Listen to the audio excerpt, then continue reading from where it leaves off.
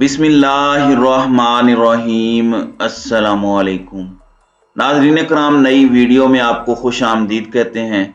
ताज़ा तरीन इत्तलाआत ये हैं कि अरशद शरीफ की मैयत दोहा पहुँच गई है और आज किसी भी वक्त वो पाकिस्तान पहुँच जाएगी। फिर उसके बाद उनकी तदफीन होगी। उनकी अहलिया की जानिब से जो ट्वीट आया है उससे पता चला है कि उनकी तदफीन जुमेरात को होगी। दूसरी जानिब मैं कुछ आपको बताऊंगा कि इस वक्त पाकिस्तान के अंदर क्या सूरत हाल है।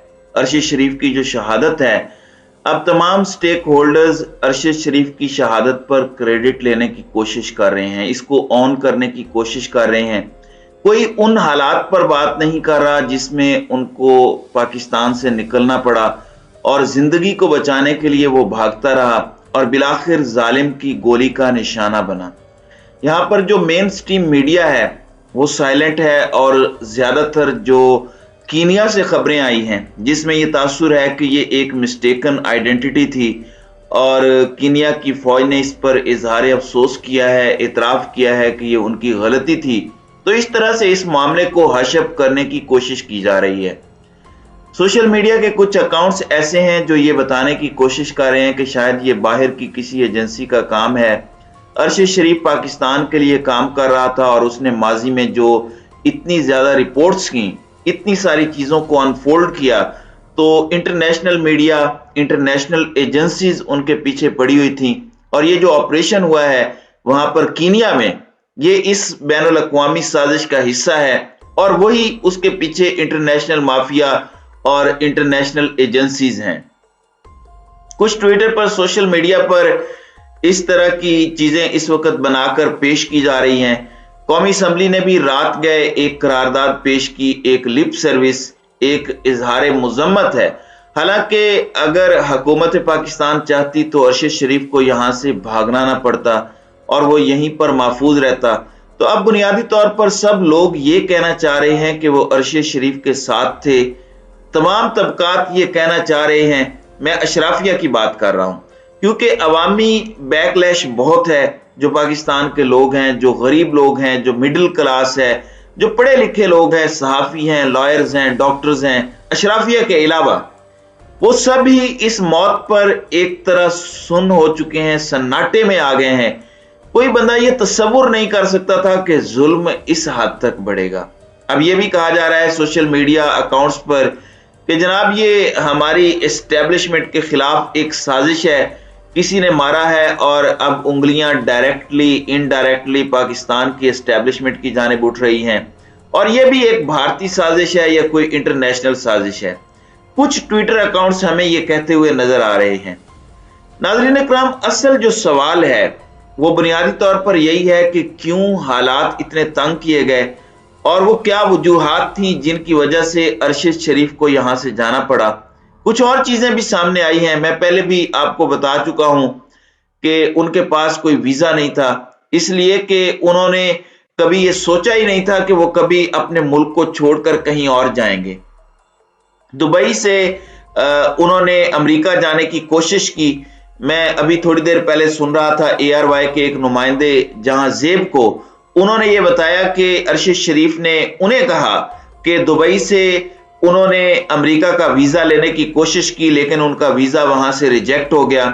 डेफिनेटली अमेरिका का एक अपना तरीकाकार है, प्रोसीजर है, लेकिन ये मेरी इंफॉर्मेशन में इजाफा हुआ कि एक ऐसा जर्नलिस्ट जो अपनी जिंदगी बचाने के लिए भाग रहा है और वेस्टर्न ममालिक जो इस बात पर बड़ा इम्तियाज लेते हैं, बड़ा प्राउड फील करते हैं, वो अपने आप को सोसाइटी बयान करते हैं कि जो भी अपने अपने ममालिक में कहीं किसी मुसीबत का शिकार है, कोई सहाफी अपनी तहरीर की वजह से, तो हम उसको पनाह देते हैं।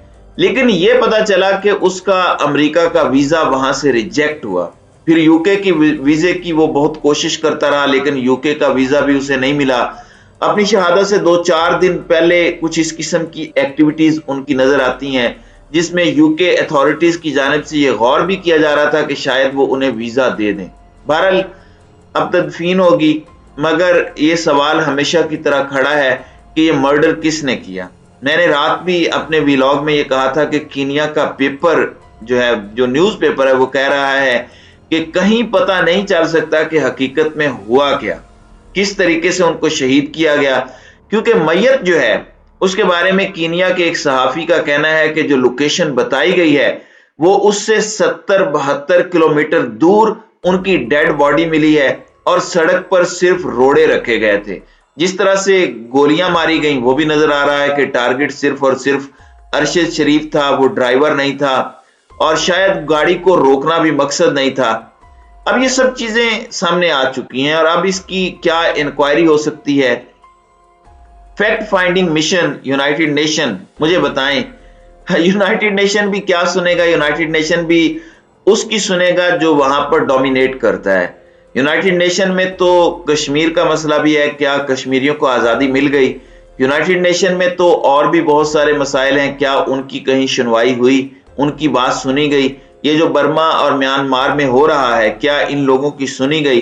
تو یونائٹڈ نیشن ارشد شریف کو کیا انصاف دے سکتا ہے جب اس کے اپنے ملک میں، جب اس کے اپنے ہم وطنوں نے اس کو یہاں پر رہنے نہیں دیا، وہ یہاں سے بھاگا اور گولی کا نشانہ بنا۔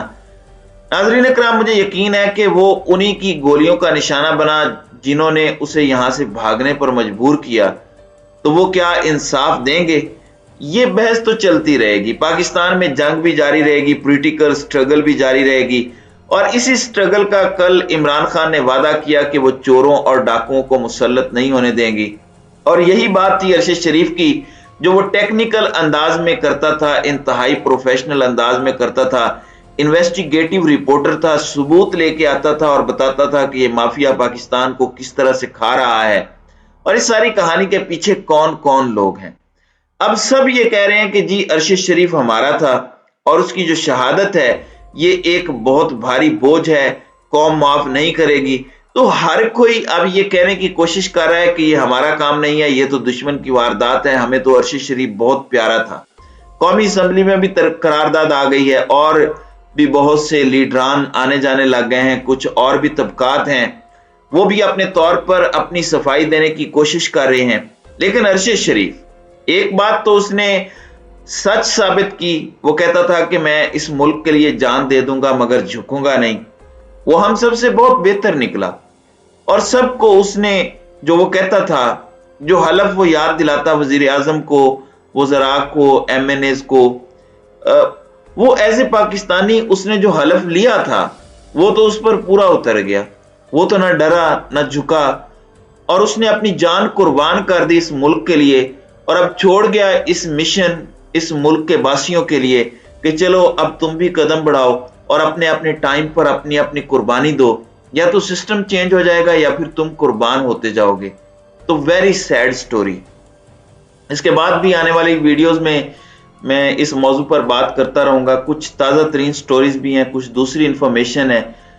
جوڈیشل کمیشن آف پاکستان نے 3 ججز کی ریکمنڈیشن کر دی ہے، ان میں سے ایک چیف جسٹس اسلام آباد ہائی کورٹ جسٹس اطہر من اللہ ہیں، 2 دوسرے ججز ہیں جو پچھلی دفعہ رہ گئے تھے۔ اس کے بعد جو ایک اور ڈیولپمنٹ ہے وہ یہ ہے کہ اعظم نذیر تارڑ جو وزیر قانون ہیں انہوں نے استعفیٰ دے دیا ہے، کچھ کہتے ہیں استعفیٰ لے لیا گیا ہے، کچھ کہتے ہیں کہ استعفیٰ دے دیا گیا ہے، اور وہ اس لیے کہ پرسوں جب آسما جہانگیر کانفرنس میں منظور پشتین آئے اور انہوں نے آ کر تقریر کی جس میں نعرے لگے کہ یہ جو دہشت گردی ہے اس کے پیچھے وردی ہے، اس طرح کے نعرے وہاں پر پاکستان کے اداروں کے خلاف، پاکستان کی فوج کے خلاف لگائے گئے، تو بتایا گیا کہ اس پر یہ ری ایکشن تھا اور وزیر قانون نے تو استعفیٰ دے دیا۔